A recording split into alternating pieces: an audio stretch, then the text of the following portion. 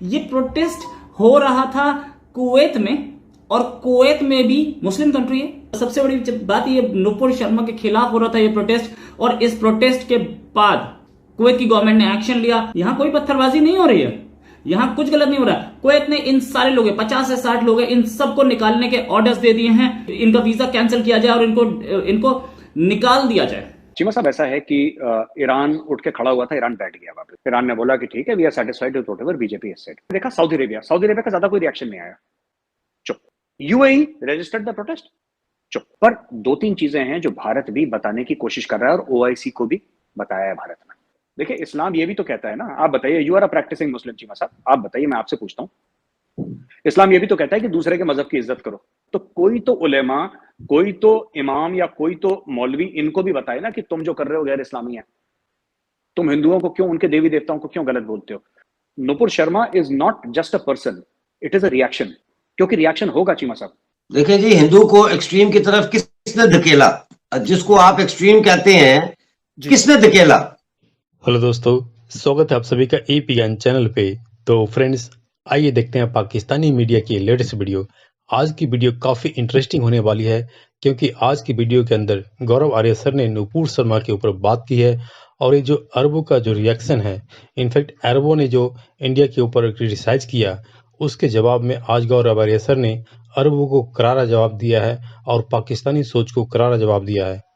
उन्होंने साफ साफ बोला है कि नुपुर शर्मा कोई एक लड़की की आवाज़ नहीं थी, बल्कि ये भारत के जो अंदर हिंदू हैं उनका रिएक्शन था।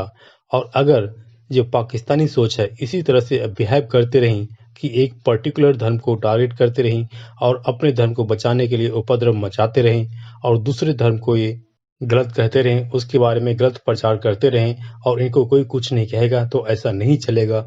और अगर अभी भी पाकिस्तानी सोच नहीं माने तो उसका तगड़ा रिएक्शन आएगा इंडिया के अंदर भी, और जिसके बाद चीज़ें ठीक नहीं होगी, चाहे वो अरबों के लिए हो या पाकिस्तानी सोचों के लिए हो।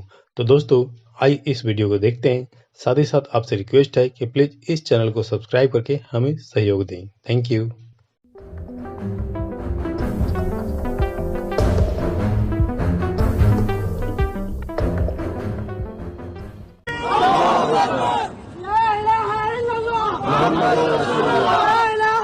प्रोटेस्ट दिखा आपको?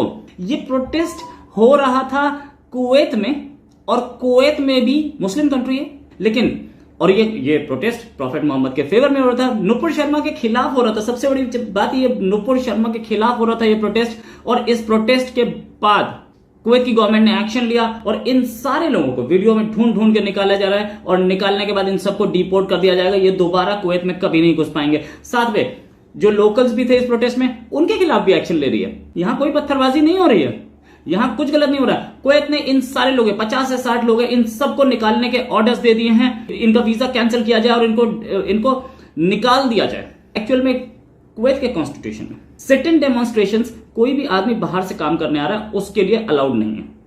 तो वो अपने कानून को ज्यादा मानते हैं, और ऐसे प्रोटेस्ट को वो अलाउ नहीं करते। इस्लामिक कंट्री, उनकी अपने फेवर की बात है ना, वो मोहम्मद साहब को मानते हैं, वो इस्लाम को मानते हैं, लेकिन फिर भी उन्होंने ऐसा नहीं होने दिया। उन्होंने डिटेक्टिव्स को बोल दिया है कि ये सारे लोग ढूंढ के निकालो, इनके पासपोर्ट लाओ, इनका वीजा कैंसिल करो और डिपोर्ट। ये पूरा का पूरा एक कुवैत का फाहिल एरिया है, वहां पे प्रोटेस्ट हुआ था। जुम्मे की नमाज के बाद हुआ था, सिर्फ पीसफुल प्रोटेस्ट, और उसके बाद ये एक्शन ले लिया गया। इंडिया में जुम्मे की नमाज के बाद पत्थरबाजी हो रही है, उस पर एक्शन लेने पर इतना हंगामा। कुवैत ने ये डेमोन्स्ट्रेट कर दिया कि हम किसी तरीके के गलत काम नहीं होने देंगे। अब अगर यही काम योगी जी ने किया और वहां पे लोगों को पकड़ना शुरू किया, तो ऐसा क्या हुआ कि ट्विटर ट्रेंड्स बनने शुरू हो गए? ऐसा क्या हुआ कि फिर और प्रोटेस्ट हुए? ऐसा क्या हुआ बंगाल में पत्थरबाजी शुरू हो गई? कुवैत ने डेमोन्स्ट्रेट कर दिया कि रिलीजन बाद में पहले कानून, और हम कानून के साथ कोई खिलवाड़ नहीं करेंगे, भले ही वो कोई भी प्रोटेस्ट हो। अच्छा मेरे साहब, एक बात बताइएगा कि ये जो नुपुर शर्मा वाला वाकया हुआ, इसमें बांग्लादेश, जहां पे इंडिया का अच्छा भला एक ताल्लुकात भी अच्छे भले हैं और अच्छा भला इन्फ्लुएंस भी इंडिया का है, आप क्या समझते हैं? देखिए, मुस्लिम वर्ल्ड के साथ इंडिया के अच्छे ताल्लुकात, मतलब बांग्लादेश भी डिस्टर्ब है, ईरान भी डिस्टर्ब है। आप क्या समझते हैं there is some serious problem in Indian polity and particularly in the politics of the BJP? Cheema sahab, ऐसा है कि ईरान उठ के खड़ा हुआ था, ईरान बैठ गया वापस। ईरान ने बोला कि ठीक है, we are satisfied with whatever BJP has said. Bangladesh में प्रोटेस्ट्स हैं, वो भी शांत हो जाएंगी, क्योंकि परमानेंटली कोई प्रोटेस्ट नहीं रहता। एंड व्हाटएवर लिटिल डैमेज अगर कुछ हुआ है रिलेशंस में, वो रिपेयर हो जाए। पर 2-3 चीजें हैं जो भारत भी बताने की कोशिश कर रहा है, और ओआईसी को भी बताया है भारत में। अगर आप मुझसे पूछें as a Hindu, should prophet Muhammad be respected? Of course, इसमें शक क्या है। बट ऐसे मुस्लिम लीडर्स हैं जो ऐसी ऐसी बातें करते हैं, किसी भी हिंदू को वो बात पसंद नहीं आएगी। लेकिन कभी किसी ने ये नहीं बोला कि अकबरुद्दीन ओवैसी का सर तन से जुदा। एमएफ हुसैन थे, जो बड़े फेमस पेंटर थे इंडिया के, और उनको पद्मा अवार्ड से भी उनको नवाजा गया। उन्होंने इंडियन देवी देवताओं की नंगी नंगी फोटोएं बनाई फ्रीडम ऑफ एक्सप्रेशन के नाम से। फिर वो कतर शतर भाग गए, वहां पे पता नहीं बाहर कहीं भाग गए। मेरा ये कहने का मतलब है ना कि कहीं ना कहीं मुस्लिम कंट्रीज को भी समझना पड़ेगा कि this respect can not be one way. हम आपकी इज्जत करें, आप हमारी इज्जत करें, तब जाके बात बनेगी। अब आपको पता है हरिद्वार में जो स्पीच हुई थी, जिसमें बोला था कि मुसलमान को मारो, जो हरिद्वार में हुई थी, राइट? तो केस वेस करा, लोगों को अरेस्ट करा, मुस्लिम वर्ल्ड ने कंडेम करा। पर अकबरुद्दीन ओवैसी बोलता है कि पुलिस को हटा दो, हम 100 करोड़ हिंदुओं को साफ कर देंगे। उसके बारे में कोई कुछ बात नहीं करता। इससे क्या होता है? अच्छा, मैंने उसका देखा पाकिस्तान में रिएक्शन, देखा कोई टीवी एंकर में नाम बोल गया कि देखिए कितना बहादुर आदमी है, हिंदुओं के बीच में खड़े होके। वो बहादुर नहीं है, उसको पता है उसके खिलाफ कुछ नहीं होना। उसकी बहादुरी वहां से आती है, उसको पता है उसके खिलाफ कोई कार्रवाई नहीं होगी। मैं नूपुर को डिफेंड नहीं कर रहा, पर मैं एक बात बोल रहा हूं कि नूपुर ने क्यों बोला, ऐसी ऐसी गंदी गंदी, उनके खिलाफ तो कोई एक्शन नहीं हुआ, कोई ओआईसी का नहीं आया। देखिए, इस्लाम ये भी तो कहता है ना, आप बताइए, यू आर अ प्रैक्टिसिंग मुस्लिम, चीमा साहब, आप बताइए, मैं आपसे पूछता हूँ, इस्लाम ये भी तो कहता है कि दूसरे के मजहब की इज्जत करो।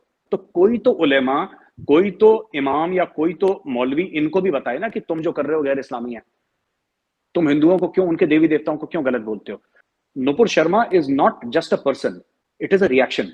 और इससे हमारे समाज को बहुत चोट पहुंचेगी, क्योंकि रिएक्शन होगा। चीमा साहब, जो मैंने ट्वीट करे हैं, आपने देखा होगा, आपने कभी ऐसे ट्वीट करते हुए देखा मुझे? मैं जनरली दिन से लेकर रात तक इमरान खान, पाकिस्तान, ISPR यही करता रहता हूं मैं, और दिन में 15 ट्वीट मेरे यही होते हैं। मैंने तो कभी रिलीजन के बारे में ट्वीट नहीं करा। मैं अब क्यों कर रहा हूं? मैं अब इसलिए कर रहा हूं क्योंकि मुझे बुरा लग रहा है, क्योंकि मुझे ऐसा लग रहा है भारत में पूरे सेक्युलरिज्म का जो लोड है ना, वो हिंदुओं के कंधे पर डाल दिया कि तुम देखो बेटा, तुम गाली खाओगे, क्योंकि कॉन्स्टिट्यूशन का लोड तुम्हें उठाना है। तुमने कुछ बोल दिया तो सरतन से जुदा। यार, ये तो गलत चीज है। तो बात ये होती है कि somebody will tolerate for some time, then there will be a reaction on TV। जब इस तरह का कोई स्टेटमेंट देता है तो उनको मतलब सख्ती से क्यों नहीं मना किया जाता? अकबरुद्दीन ओवैसी हो, असदुद्दीन ओवैसी हो, या फिर हिंदू जो जिसे कहते हैं कि एक्सट्रीम की तरफ जाते हैं और इस तरह की बातें करते हैं या धमकियां देते हैं। देखिए जी, हिंदू को एक्सट्रीम की तरफ किसने धकेला?